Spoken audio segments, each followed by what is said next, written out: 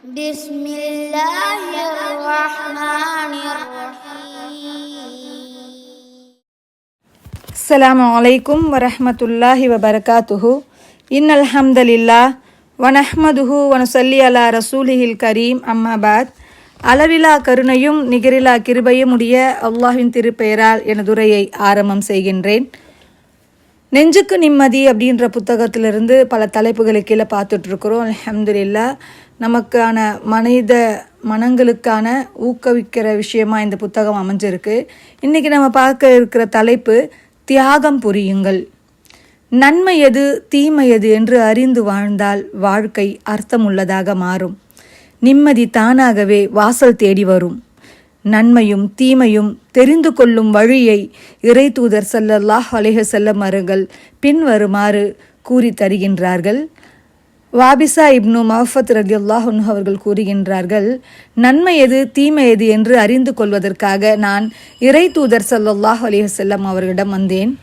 அனைத்து வித நன்மைகளையும் தீமைகளையும் தெரிந்து கொண்டு அவற்றை மக்களுக்கு எடுத்துச் சொல்ல வேண்டும் என்ற தீர்மானத்தில் தான் நான் வந்தேன். அன்னலாருக்கு மிக அருகையில் சென்று அவர்களுடைய முட்டுக்கால்களுடன் எனது முட்டுக்கால்கள் உரசும் அளவுக்கு நெருங்கி அமர்ந்து நன்மை எது தீமை எது என்று தெரிந்து கொள்வதற்காக நான் உங்களிடம் வந்துள்ளேன் என்று கூறினேன். அப்போது தமது 3 விரல்களால் எனது நெஞ்சத்தில் தடவியவராக நபி ஸல்லல்லாஹு அலைஹி வஸல்லம் அவர்கள் கூறினார்கள், வாபிசா, உனது மனதிடமே கேள். எந்த செயலை செய்தால் உனது இதயமும் உள்ளமும் அமைதி அடைகிறதோ அதுதான் நன்மை. எதை செய்தால் உனது இதயமும் உள்ளமும் அமைதி அடையவில்லையோ அதுதான் தீமை. வேறு எவரிடத்தும் இது குறித்து நீ விசாரிக்க வேண்டியதில்லை. உள்ளத்து அமைதி என்பது உண்மையில் அலாதியானதுதான். அதன் பேரின்பமே தனிதான். அதனை ருசித்தவர்களுக்கோ அதன் இன்பம் புரிய வரும். என் நிலையிலும் அது அமைதியை இழக்காது. எந்த சோதனையிலும் எந்த நெருக்கடியிலும் இறைவனை சார்ந்து வாழும் ஒருவர் மனோதிடத்தை கைவிட மாட்டார். மக்காவின் ஆரம்ப நாட்களில் ஏகத்துவ பிரச்சாரத்தை எதிர்கொள்ள முடியாமல் அன்னலாரை எவ்வாறேனும் தடுக்க வேண்டும் என்ற எண்ணத்தில் அன்னாரது பெரிய தந்தையிடம் வந்து குறைஷிகள் எச்சரிக்கை விடுத்தனர்.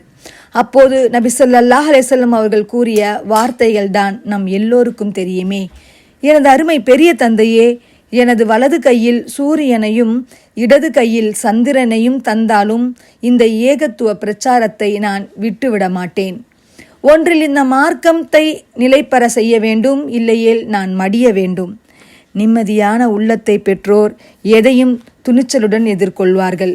சாதாரண மனிதனின் சலசலப்புக்கு அவர்கள் அஞ்ச மாட்டார்கள். ஏனெனில் அவர்கள் ஒரு குறிக்கோளுடன் செயலாற்றுபவர்கள்.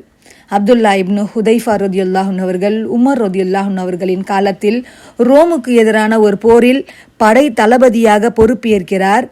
எதிரிகளால் கைது செய்யப்படுகிறார். ரோம அரசருக்கு முன் கொண்டு வந்து நிறுத்தப்படுகிறார். இஸ்லாத்தை விட்டு விடுமாறு பேரம் பேசினான் ரோம அரசன். உனது மார்க்கத்தை விட்டுவிடு, எவ்வளவு பணம் கேட்டாலும் தருகிறேன், உனது செல்வம் முழுவதையும் தந்தாலும் அது நடக்காது என்று கூற, விட்டுவிடு, அரசியலில் பங்கு தருகிறேன், முழு ஆட்சியும் என்னிடம் தருவதாக இருந்தாலும் சரியே, விட முடியாது, உமது ஆட்சிக்கு என்னிடமே எந்த மதிப்பும் இல்லை. அவ்வாறெனில் உன்னை கொல்வதை தவிர வேறு வழி இல்லை, என்ன வேண்டுமானாலும் செய்து கொள் என்று கூறினார். கோபம் தலைக்கேறிய அரசன் கொன்றுவிடுமாறு காவலாளிகளிடம் உத்தரவிடுகின்றான். ஆனால் ஒரேடியாக அல்ல, அணு அணுவாக சித்திரை செய்து கொள்ள சொல்கிறான். முதலில் கைகளில் அம்பு எய்யப்படுகிறது, பின்னர் கால்களில் அம்பு.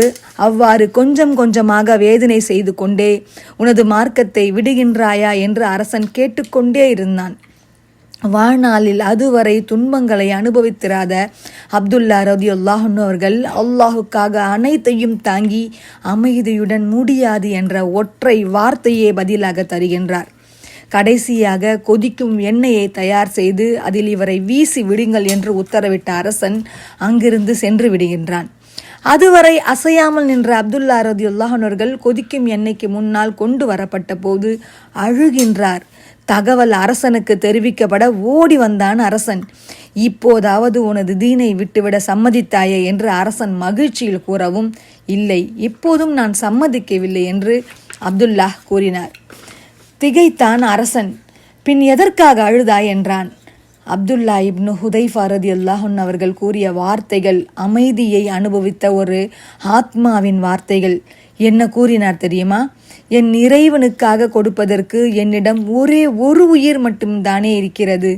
என் உடலில் இருக்கும் ரோமத்தின் எண்ணிக்கை அளவுக்கு என்னிடம் உயிர்கள் இருந்திருக்க கூடாதா? ஒன்றன் பின் ஒன்றாக அனைத்தையும் இறைவனுக்காக தியாகம் செய்திருப்பேனே, அதை நினைத்துத்தான் அழுகின்றேன் என்றார். இவர் வழிக்கு வரமாட்டார் என்பதை புரிந்து கொண்ட அரசன் இறுதியாக, என் தலையில் ஒரு முத்தமிடு, உன்னை விட்டுவிடுகிறேன் என்கின்றான். அப்போதும் அப்துல்லா இப்னு ஹுதாஃபா ரலியல்லாஹு அன்ஹு அவர்கள், எனக்காக மட்டும் என்றால் ஒருபோதும் அது நடக்காது. என்னுடைய கைதாகி இருக்கும் அனைத்து சகோதரர்களையும் விடுதலை செய்வதாக இருந்தால் ஒருவேளை சம்மதிக்கலாம் என்கிறார். அரசன் சம்மதிக்க அனைவரும் விடுதலை பெற்று மதீனா திரும்புகின்றனர். செய்தி கேள்விப்பட்ட உமர் ரலியல்லாஹு அன்ஹு அவர்கள் மதீனாவின் எல்லையிலேயே வந்து அப்துல்லா ரலியல்லாஹு அன்ஹு அவர்களை வரவேற்கின்றார்கள்.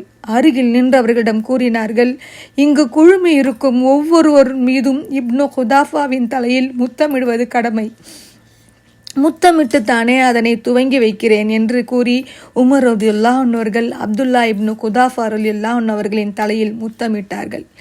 எவ்வித பெருமையோ சுய தம்பட்டமோ தற்பெருமையோ கொள்ளாத அமைதியான ஒரு உள்ளம் இப்படித்தான் இருக்கும். இன்ஷா அல்லாஹ், அல்லாஹ் நாடினால் மீண்டும் சந்திக்கலாம். வாஹிர தவ்ஆனா அனில் ஹம்துலில்லாஹி ரபில் ஆலமீன். அஸ்ஸலாமு அலைக்கும் வரஹ்மத்துல்லாஹி வபரகாத்துஹு.